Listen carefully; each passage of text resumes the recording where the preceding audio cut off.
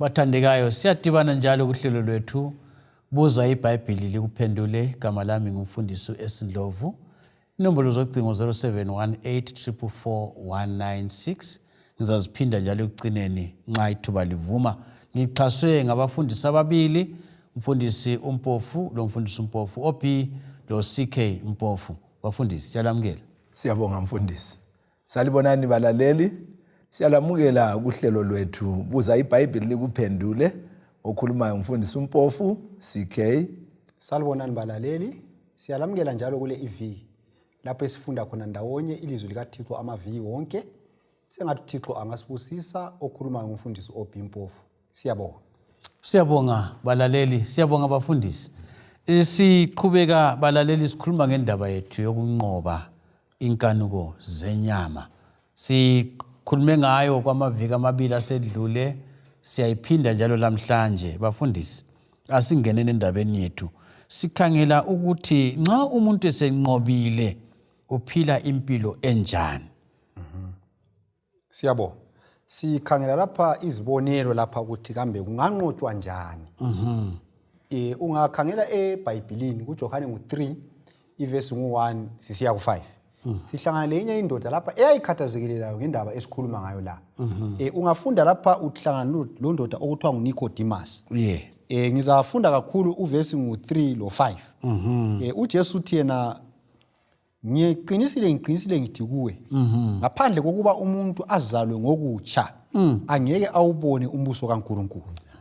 Uvesi 5 uthi yena uJesu waphendula wathi ngiyaqinisa ngithi kuwe ngaphandle kokuthi umuntu azalwe ngamanzi la ngomoya angeke awungene umbuso kaNkulunkulu.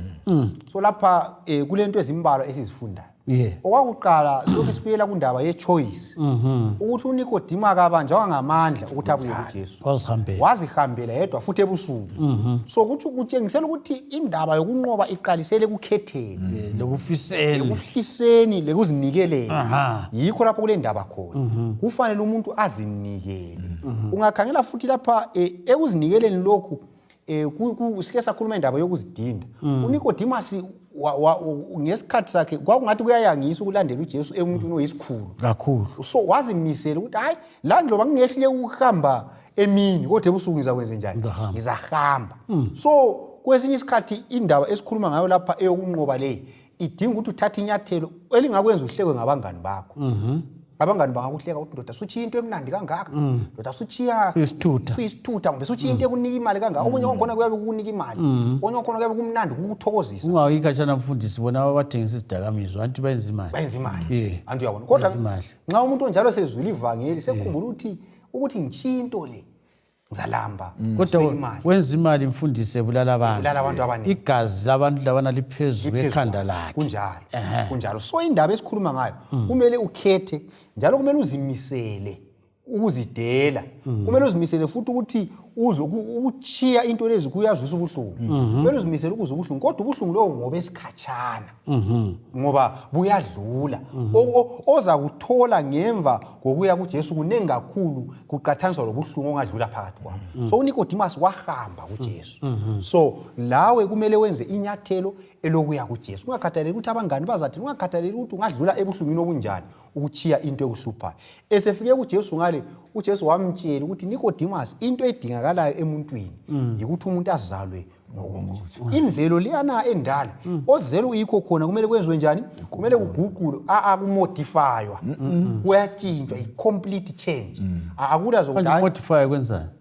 Ukumodify mhlawumbe ikuthuthukisa ikutshintsha okuvele kwenza kube ngcono. Kwenza kube ngcono. Hayi kuyalahlwa la. Kuyatshintshwa ngokugcweleyo. Yes. So uNicodemus imvelo yakho kumele ilahlwe. Endala. Uphiwe impilo enjani? Entsha. Yikho Jesu ekhuluma ngokuzalwa ngokutsha, ngokuzalwa ngamanzi la ngomoya. Yikho esikudingayo. Nxa kungaba njalo ke uJohane 1 vesi 12 ile ndaba emnandi la. Ungakadluli mfundisi khona phana. Ungayi kuvesi 12 ngicabanga ukuthi obalaleli bayadinga ukuthi babekwazi ukuthi nxa kuthiwa khona umuntu uyabhaphathizwa. Uzalwa ngamanzi la ngomoya. Umuntu lwana ake sithi isikhuluma ngenkanuko lezo buphila kizo ungakaphenduki. Suphendukile wananzelela ukuthi indlela engihamba ngayo kayisiyo.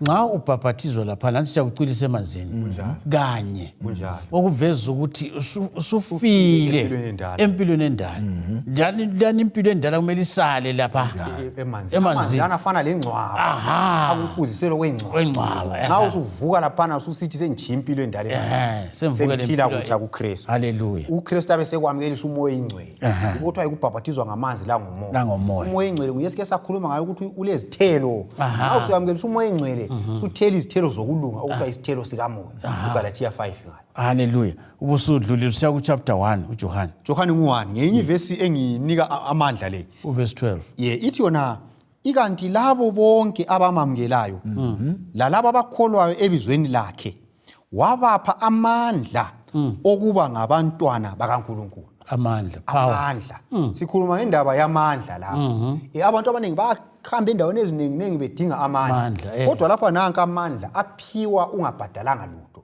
aphiwa ngokuthi suku Jesu aphiwa ngokuthi suyamukela uJesu so amandla okunqoba zonke inkanuko lezi aphiwa labo abamukele ubani uJesu akula okunye ongakwenza ungazange wenze njalo akula amanye amandla ongathola angakunqobisa ngaphandle kwalawa amandla esikhuluma ngawo wena okudingakalayo ukuthi wamukele uJesu ungamukela uyakwamukelisa amandla okunqoba kule ngoma ehlatshelwayo ethakhona amandla egazini amandla amakhulu esikhithi wonder working power amandla enza izimangiso yiwo amandla esikhuluma ngawo amandla egazi likaJesu akuchasise mfundisi ukuthi unika izibonelelo kube lula kubalaleli ukuthi ngizama ukuthi ukwelule kwenze ukuthi kuzwakale ngcono senithatheka ngengoma leyo khuluma ngayo ukuthi omunye umuntu beyisigqili salokho ake sikhulume mhlawumbe ngendoda okuthiwa nguSawuli eyayisibulela abantu abaningi eBhayibhelini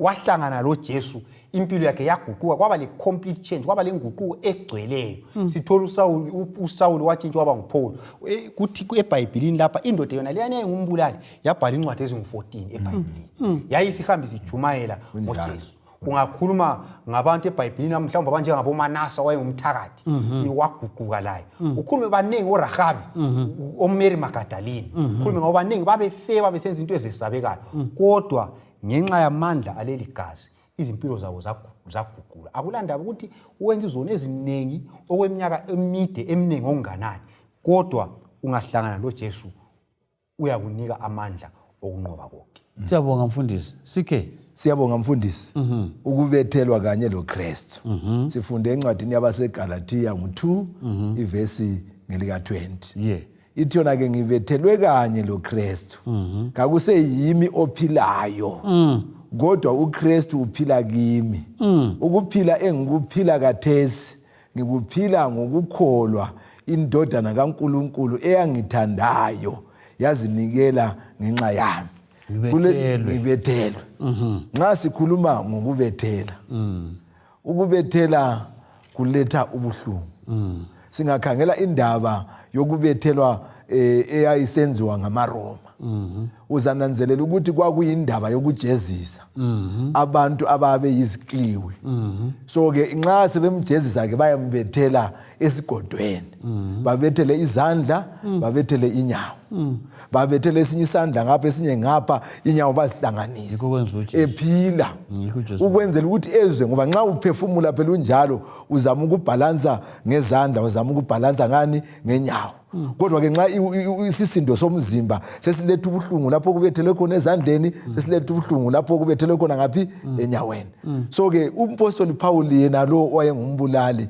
enguSawuli waba nguPaul uthena ke sengibethelwe kanye laye kusitsho ukuthi kuchiya inkanuko lezi zenyama inkanuko zomzimba lokuchiya lokho kusegazini okusemvelweni kubuhlungu into ebusijayile ukuyenza kawusoze uyichiye kalula kuzabe lokho kukulandelela okunye kwakhona futhi uzananzelela ukuthi abantu okade uhamba labo labantu ade uphila labo usuchiyile abanye bayakuzingela ukuthi wena ngowasifundisa into leyi wena sufuna ukuchiya ufuna ukusichiya lobani lokukubulala bangakubulala so ke kodwa ke abe sesithi ngibethelwe kusitsho ukuthi kuzaba lobuhlungu engizabuzwa ukuthi ngiphume kulokho ngiphile impilo entsha impilo entsha leyi sesavezelwa ukubana ngizithelo zikamoya oyingcwele ezingeke zenziwa ngamandla kumbe imfundo yomuntu kodwa ezibuya ngenxa yokuthi nguKristu osephila phakathi kwami. Sengenzile isacrifice, ngazinikela, ngabethelwa, ngachiya, ngehlukana nabangane, ngehlukana lezinto ebengizijwayele. Sengiphila impilo. Abantu bamangala ukuthi kanti uMaria Magdalena wayengakwanisi ukuhlala engahlangananga le ndoda. Usesenelisa ukuthi aphile impilo ehlambulukileyo. Yizo izithelo zona lezo ukuthi nguKristu osephila phakathi kwami aseyimi engiphilayo. Ngifuna indaba yokubethelwa lemfundiso iphinde kancane ukuthi abalaleli bayizwe yokubethelwa kanye loKristu. Ukuthi njengoba ukuchasisile uJesu wabethelwa. Kunjalo mfundisi. Bethelwe izono zethu. Nxa lathi sifuna ukuthi sinqobe njengoba laye wanqoba. Kumele sivume ukuthi inkanuko lezi zibethelwe. Kunjalo mfundisi. Ngibona ngani uthe wena kuyabangela ubuhlungu. Kuyabangela isiphambano sonto yokudlala. Asonto elula mfundisi. Hayi asonto okudlalwa ngayo into enzima. Kunjalo. So kungenzakala yini ukuthi omunye umlaleli okhonapha engxenye ubone ngani yena kunzima ukuthi akuchiye lokho akumele akuchiye. Lokho kuliqiniso mfundisi. Yikho uJesu waze wakhuluma wathi wozaneni kimi lonke elikhatheleyo lelisindwayo mina ngiza kuliphumuza. Okuqhakathekileyo ukuthi wena nanzelela isimo lobunzima phakathi kwabo. Ungani kunanzelela khona lokho ukuzwisa ukuthi uJesu esiya kubethelwa esiphambanweni wayesenzela ukuthi wena lami senelise ukuba lamandla esingelawo. Ngokumamukela la ngokumvumela. Konke khonoko abanye abantu bakhalala impilo zabo baze bazithengise ngenxa yempilo yona leyo engahlambulukanga. uJesu uthi akusadingakala yena kudala wakudubekela lokho. Thina kasivumele yena kuphela uzasenzela lokho esingeke sazenelisa thina ukuzenzela. Mfundisi Ophi. Ngiyambone xa sikhuluma indaba yokubethelwa. Ngiyambone abantu nxa sebesiya ngambona kudala ekhaya. Nxa sebesiya geca umumbu laphana usuvuthiwe. Liyabe likholiswa okunye okumangalisayo. Kakhulu. Kumnandi isikhathi sehlobo lesasimnandi kodwa akuqaliseli khona phandle. Nxa kuvukwa ngabo 3 4 siyabotshwa. Ubuthongo khona babumnandi. Umnandi ubuthongo kwesikhathi nxa izulu linile ubulongwe kumanzi esibayeni ungela majama. Ulodaka udaka. Ayevele ngekho ngaleso sikhathi. Udaka kwesinye isikhathi uyakunyathela ngonyawo phansi. Kwesinye isikhathi liyabe lilima lapho kulameva. Iprocess yonke yona liyana ukuze kuyefike ebuhlakuleni ilanga litshisa. Kwesinye isikhathi umuntu ongaboniyo khatshana angahla khalale athi hayi kunzima ngcono nyekele ngishiyane lapho. Kodwa umuntu obona ukuthi ubunzima lobu buzala intokozo, buzala inala, kayekeli, uyaphikelela, abekezele. So indaba esikhuluma ngayo lapha ifana lomuntu ongumlimi obekezelayo ilanga litshisa kusukela ekuqaliseni kokulima ahlakule athina ezinye izilimo ziyaspraywa kuthiweni uyabe esizwa ubuhlungu kade esetshiswa lilanga kodwa ukhangele isivuno esikhulu kanjalo. So into esiyithembisa abalaleli lapha indaba esikhuluma ngayo leyi iyakudlulisa kwesinye isikhathi phakathi kobunzima kodwa ungakhathazeki ngoba uNkulunkulu uthi ngilawe kulobo bunzima kodwa ubunzima lobo buzala bathi buzala induna buzala into enkulu phambili. So kulento entokozo ekulindeleyo phambili kudinga kuphela ukuthi uphikelele ubekezele unqobe ngoba futhi kawuli wedwa ulwa uncediswa ngomoya onjani oyingcwele. So kuyadinga ukubekezela. Ngiyabamba umlomo khonapho ukuthi isono kasingabusi phezukweni uzakhuluma ngakho kodwa ngithi ukuthi angilaqinisa ukuthi umuntu angathi into ngifuna ukuyenza azimisele ingamehlula. Angukholwa ukuthi umuntu angathi linto sengifuna ukuyenza. Ngilesibonelelo kulomunye udade waye ngumama ozimele yedwa labantu abakhe. Wayehlala echapha eLimpopo esiyaphetsheya kade lokho kuyimkhumbi lokho kuncane lokho. Bethi wena kulemvubu kulengwenya kulani ethi ngilabantwana kumele mbakhangele. Ule wabhadala imali yesikolo. Ngibona ngazathi ungakhangela ukuzimisela okunjalo. Ngibona ukuthi kuyabe kudingeka ukuthi umuntu nxa usungene khona apho ongene khona. Wabona ukuthi kule ndlela yokuthi ngiphume ukuthi uzimisele. Kunjalo. Isono singabusi phezukweni isikhathi siyaphuma. Usinikile amandla wona lapho. Yikho sesiya khona lapha futhi kuRoma 6 ivesi ngelika 12 siya ku14 ithi yona ngakho ke lingavumeli ukuba isono sibuse imizimba yenu efayo. Lokuba livumele izinkanuko zawo ezimbi. Linganikeli izitho zemizimba yenu esonweni njengezikhali zokwenza okubi. Kodwa zinikeleni kuNkulunkulu njengabavuswe kwabafileyo balethwa ekuphileni. Hallelujah. Linikele izitho zemizimba yenu kuye njengezikhali zokulunga. Ngoba isono kasikuba ngumbusi wenu. So iBhayibheli lapha ithi yona kumele ukuthi umuntu anganikeli umzimba wakhe esonweni. Sikhulumile lapha sathi kule nkanuko zenyama akumelanga sinikele imizimba yethu enkanukweni zenyama. Kumele sinikele imizimba yethu kuNkulunkulu. Yebo. uNkulunkulu nguye ke umdali wethu. Nxa sesinikela imizimba yethu enkanukweni sesinikela enkosini engayisiyo. Sibuswa inkosi enjani engayisiyo. Inkanuko lezi ezibusa umzimba inkosi engayisiyo. Singathi thina umangenela ngesikhiwa kulento okuthiwa yi-intruder. Okungenela ungafanelanga ukuthi ngabe yikho. Kodwa okuyikho ukuthi imizimba yethu ibuswe nguNkulunkulu. Imizimba yethu ibuswe yikulunga. Umahluko uba ngaphi? Uba sekukhetheni komuntu. Ungakhetha ukuzinikela kuNkulunkulu uyanikeliswa amandla okwenza khona lokho. Siyabonga mfundisi CK. Siyabonga mfundisi ngoba seRoma ngo-12 ivesi ngelika 1. Nansi indaba. Uthi ngakho ke bazalwane ngiyalincenga ukuba ngesihawu sikaNkulunkulu linikele imizimba yenu ibe ngumnikelo ophilileyo, ongcwele, owamukelekayo kuNkulunkulu, kube yikukhonza kwenu okuqotho. So ngamanye amazwi ukukhonza kwethu okuqotho sikhonza uNkulunkulu onguye osipha amandla ukuthi sinikele imizimba. Singayehluleka ukunikela imizimba yethu kube khona okunye esikuchiyayo kuza kuba nzima ukuthi senelise ukunqoba inkanuko zenyama lemvelo. So ke uyasincenga lapha azathi ngiyalincenga ngesihawu sikaNkulunkulu ukuthi ukuze sikunqobe lokho okusegazini, ngoba phela igazi kaligijimi enweleni, ligijima emzimbeni. Ukuze umzimba ube ngumzimba kungenxa yegazi.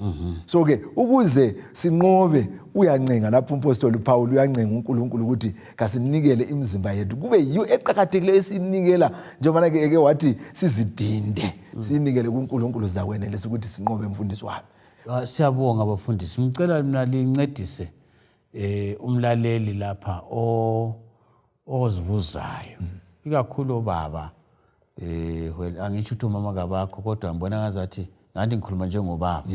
Ukuthi kwesinye isikhathi abanye impilo elikhulumayo naleyo yabebona ngani idiniwe. Impilo engamnandi. Ulobuthutha kakukholiseki ngoba inkanuko zenyama lezi zibamba abantu ngoba bayabona ngani bayakholisa. Lapho nxa sikhangela kule verse ekuzaga ngo-14 ivesi ngo-12 ethona kule ndlela ebonakala inhle emuntwini kodwa isiphetho sayo sisangaphi? Ekufeni. So ezikhathini eziningi kudinga umuntu olombono obanzi obonayo ukuthi into leyi ingabe ngikholisisa kathesi kodwa izangiginya, izambulala. So kwesinye isikhathi abantu abangathi balombono okhangela ikusasa izinto abazenza namhlanje ngathi ziyinhlekisa. Yabo ngathi hayi, yabo ngathi abaphila impilo emnandi. Kodwa nxa ukuthi umuntu lo uyabe ekhangele, kufana nomuntu olima emasimini. Omunye angahamba ezitolo nje, ayi lalela ingoma, omunye siye emasimini. Oyabe ngathi uyakholisa nxa ukukhangele ngosezitolo. But ngaso kuyisikhathi sokuvuna le ndlala sibuye, uzabona ukuthi lwana ekade semasimini ubekwazi akwenzayo. So ezikhathini eziningi ingqondo yomuntu kwesinye isikhathi iyafiphala ikhangele owakhathesi ingakhangeli owakusasa. Kodwa esikutsho lapha ukuthi thina kuhle ukuthi uzidinde namhlanje ukhangelele intokozo enjani ezayo, ngoba akulampilo emnandi ukwedlula impilo eloJesu. Ngoba yiyo impilo ezakwenza uphile ungela kuvalo, ngoba impilo engela Jesu impilo elokulandela inkanuko uhlala usevalweni njalo ayikuniki kusuthiseka. Kulento eziningi eziyabe zikukhathaza abantu kwesinye isikhathi kabakhulumi, kodwa umuntu ongela Jesu ophila impilo kalakho ukuthula. Kodwa ukuthula kutholakala kuphela kuJesu. Mfundisi ke bungathi siyabonga mfundisi. Ungafunda incwadi yabaseKorinte bakuqala ngo-15 ivesi ngelika 31. Umpostoli Paul uthi bazalwane ngiyaliqinisa ngokuziqenya kwami ngani engilakho ngoJesu Kristu inkosi yethu ukuthi ngiyafa insuku zonke. Kusitsho ukuthi ekudluleni ebunzima enkanukweni zomzimba lemvelo kawusuwe wedwa othwele nzima. Kodwa ke okudingakala ukuthi phikelela, uqinisele. Kungakuwisa namhla ungaze wakhalala. Uthi ngifa nsuku zonke ukuze ngidinga amandla amatsha okwenza njani okunqoba ekucineni ngoJesu ngiyanqoba. Kakusincedini bafundisa ukwazi ukuthi uJesu ngumnikazi wakho. Njalo. Uvele khonokho yikufuna ukuthi singehluleki. Kunjalo mfundisi. Ngilo teacher wami wangifundisayo engimthandayo. Utitsha lo wayengakuchayi ukuthi uyehluleka. Wathi nxa usehluleka yikho mina ngahamba esikolo. Kunjalo. Ekolitshini ngafundiswa ukuthi ngufundise, kuvula ingqondo. uJesu ngumsebenzi wakhe kakhulu. Ngibona ngani khona ukuthi sazi ukuthi nxa ngiphakathi kwempi yona leyo kathi ukuthi kade uvela ungenelana. Hayi kathi wawuvela ungenelana. Kakuxothi futhi. Kakuxothi wawuvela usenzani. Kodwa ungathi Nkosi ngincedisa ngifuna ukuphuma entweni le. Ngifuna ukuchiya lokho. Amandla uthe khona mfundisi. Kakhulu. Ngamafitshane singathini kubalaleli nxa sibavalelisa. Engakutsho mfundisi ungafunda kuMathewu 14 verse lika30 uPetru esetshona emanzini esiyahlangabeza uJesu wahlaba umkhosi wathi Nkosi ngisiza uJesu welula isandla wambamba sitshone edakeni lwenkanuko zenyama lomzimba kasikhaleni kuJesu uzasisiza. Siyabonga mfundisi. Mina engingakutsho ukuthi indaba esikhuluma ngayo lapha iqhakathekile. Njalo kayisiyo ndaba yabantu abangafundanga nabaswelayo. Baningi abalalela abangabe belalela lapha engxenye abanye baphezulu emfundweni. La sekuzuzeni empilweni. Kodwa kungenzakala ukuthi kulezinto eziningi ezibahluphayo ezingaziliyo ukuthi ufundile kumbe ufundanga. So engikukhuthazayo ukuthi umuntu wonke ubizwa nguJesu. Yebo. Ukuthi azosizakala. Yisi isikhathi sakhona sona lesi. Yebo. Asize nini kuJesu sithole ukuphumula. Sithole ukunqoba lezi zinto ithuba lisesekhona. Kunjani? Balaleli siyababonga abafundisi. Unxuso nantu luza kithi sonke. Wozani kimi lonke lisindwayo. Lelidiniweyo, lelikhatheleyo ngizaliphumuza. Mateyu 11 andibafundisi. Mateyu 11 verse 28 siya ku30 uJesu yanxusa. Angazi ukuthi phakathi kohlupho olunjani, phakathi kwengxaki bani, phakathi kwenkanuko bani ekugqilazayo ungakhululeka namhlanje. Kona manje hathi kusasa hathi kuvikelizayo. Inombolo zocingo 0718 444 196 0718 444 196. Njalo ugwalo silalo Steps to Christ, izinyathelo eziya kuKristu, bezokuya kuKristu ungaluthola mahala kungela mbadalo lokuncedise ukuthi ungakhululeka kanjani.